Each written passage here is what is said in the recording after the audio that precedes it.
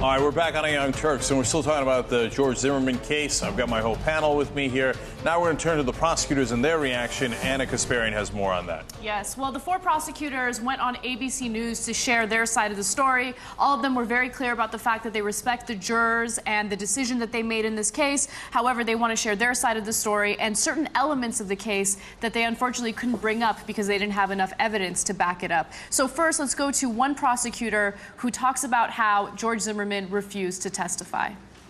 I pray that he would have the courage to take the stand, but as we all well know, he's got the right not to, and he made that decision. He was afraid to take the stand. The proof is in the pudding. Did he take the stand?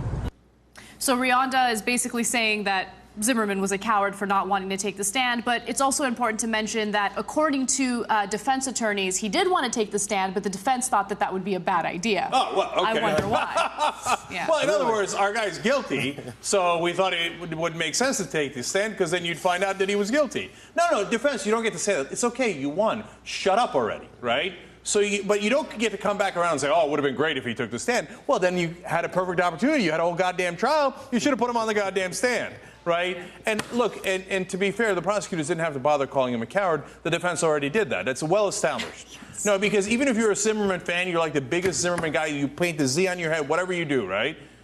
Then you're a fan of an admitted and avid coward. The defense, during the trial, said, our guy is such an enormous wimp that even though he took MMA training, he was the worst student that anybody ever had because he was a pathetic, miserable, sniveling little coward.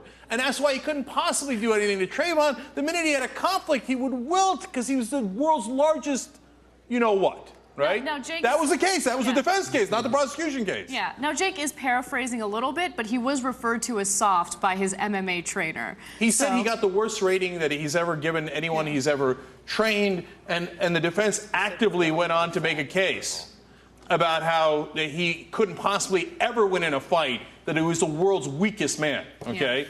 All right, so Zimmerman fans, woo! Yeah, I'm in favor of the biggest coward in America! Okay, congratulations to you.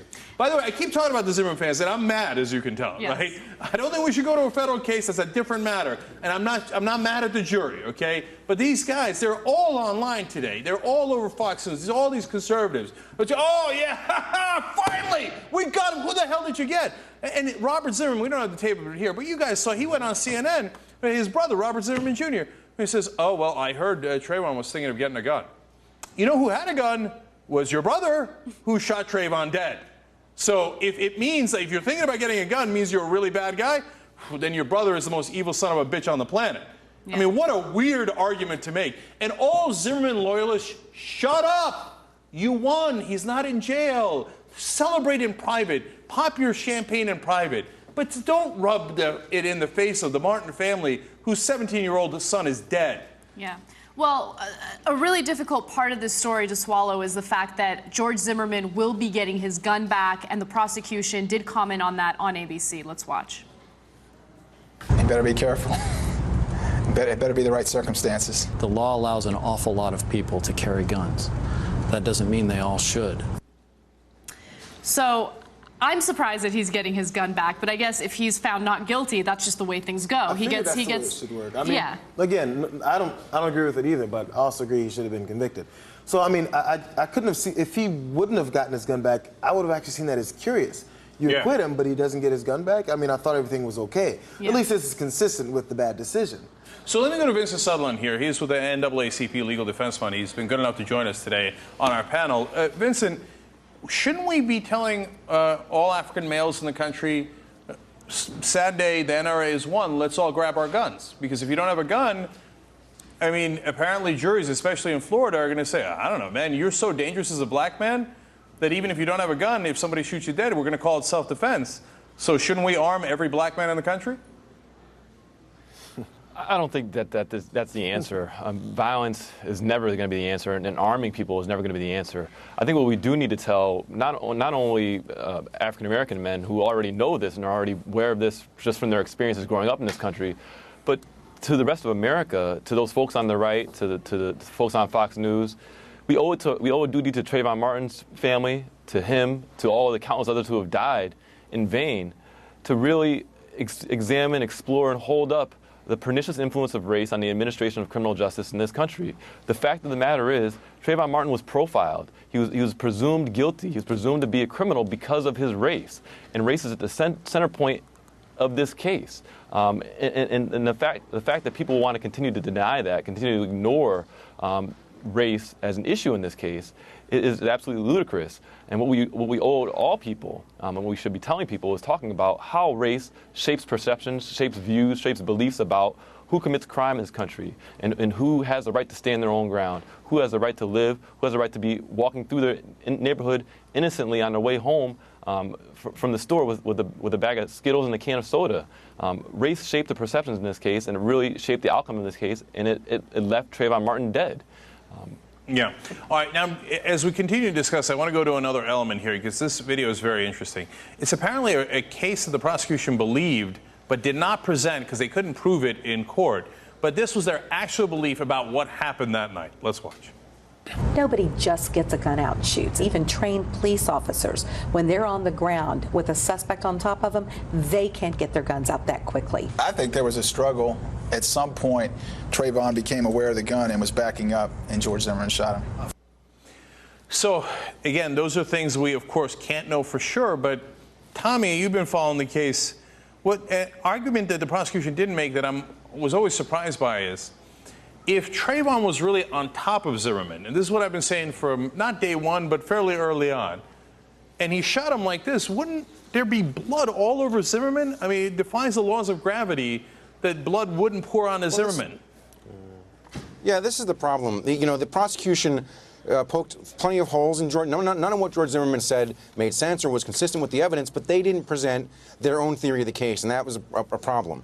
There would have been blood all over Zimmerman. The piece of evidence that blows my mind is that there were no injuries on Trayvon Martin's hands, no bruises. There was that one little scratch. If he's hitting this guy over and over again, and there should be injuries. And what that told me was that, if that guy John Good saw a struggle, but he didn't see any blows landing, that's what he said, and there are no injuries to Trayvon Martin's hands, then that tells me that they're struggling over the gun. And that's the sort of theory of the case that the prosecution should have presented to let the jury know, well, you know what, what George Zimmerman said didn't happen because he's a liar. Here's what did happen, or what we think did happen, consistent with the evidence. All right, now, one more thing. Let's go to the defense attorney, O'Mara, here, because he's going to say something that's going to make me even angrier. And we'll bring in Michael Shuren to discuss it, too. Here, let's watch. Every time any life is lost, particularly a young life, it's a tragedy. We hear about it in car accidents. We hear about it with cancer. I lost a 13-year-old niece to cancer.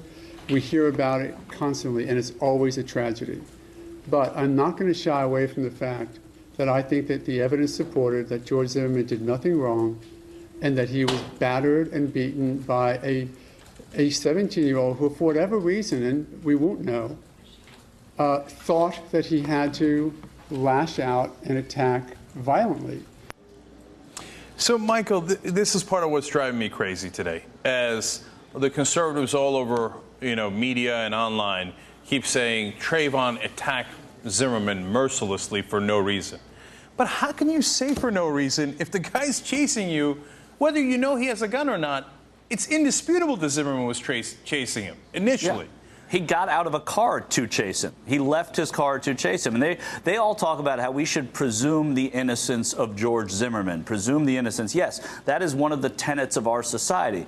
But these people are presuming the guilt of Trayvon Martin. Thank you. That is a major difference in the way the two sides saw this case and the way we talk about it. And, I couldn't care less what Mark O'Mara has to say. I could have written that script for him. That's exactly what he's going to have to say. I'm not at all interested. I am interested in the prosecution because I want to know what went wrong. I want to know what they held back because I'm interested. But I couldn't care. I never want to see Mark O'Mara again.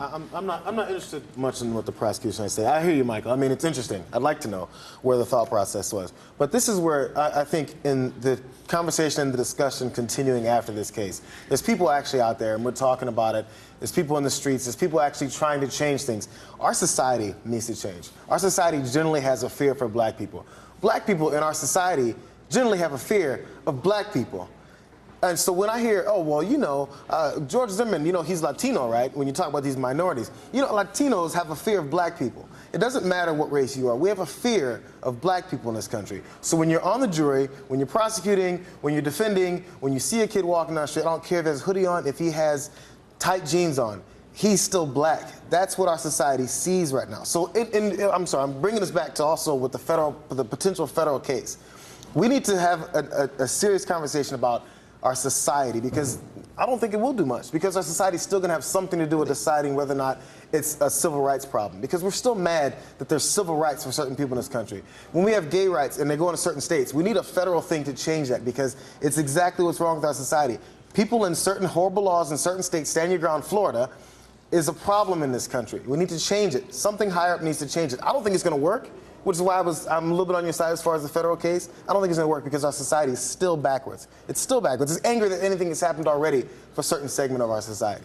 I'll tell you, as we go to break here, one last thing for me. I'll tell you who I'm afraid of now. Honestly, gun owners. I think a certain percentage of them can't wait to use their guns. And they can't wait to pick a fight because, like Zimmerman, they are cowards. And they think, as long as I've got a gun, I'm going to win the fight anyway. So if maybe I get to be Chuck Norris and I beat that guy with my bare hands, but if I can't pull that off, I'm just going to shoot him. And as long as they don't have a gun, I win. So honestly, look, I'll go further. I don't know if this will get me in trouble. I don't know who gets me in trouble with. I'm scared of rednecks. Rednecks with guns, I don't want to go anywhere near them. You pick a fight with them, they pull a gun on you, they're not going to stop. I mean, look, for example, JR's black. I was born Muslim. You think a redneck with a gun's going to say, oh, yeah, well, let me pause. Let me pause. I'm scared of racists in this country with guns. And there's a ton of them. There's a ton of them. And they scare me literally to death, okay? And we live in such a perverse, sick, mental country now that we have 300 million guns. We're swimming in guns. And if you don't have a gun, you're at a monumental disadvantage, not in terms of not just weaponry, but apparently, according to the law, they have more rights than us. They can carry any weapons they like. They can shoot us dead. As long as there's no witnesses, they can claim self-defense. They can stand their ground. People made the argument on this show that if you don't have a gun, you can't stand your ground. But if you do have a gun, you can stand your ground.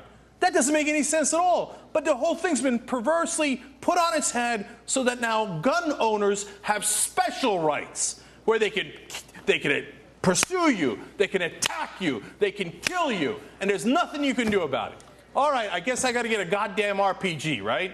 So if you come around, I'll blast your head off and then go, up, self-defense. Unfortunately, on the online show today, we're going to give you a number of cases where black people did claim self-defense, older black businessmen who were assaulted by white people. Guess what happened to them? They're sitting in jail. Of course they're sitting in jail. But there's no race issue in America. Look away, there's no race issue. I got to go to a break. All right, listen, when we come back, Oscar Grant, up in Oakland, back in 2008, not armed, shot in the back while lying down on the ground by a cop. Cop got 11 months. We'll tell you all about it.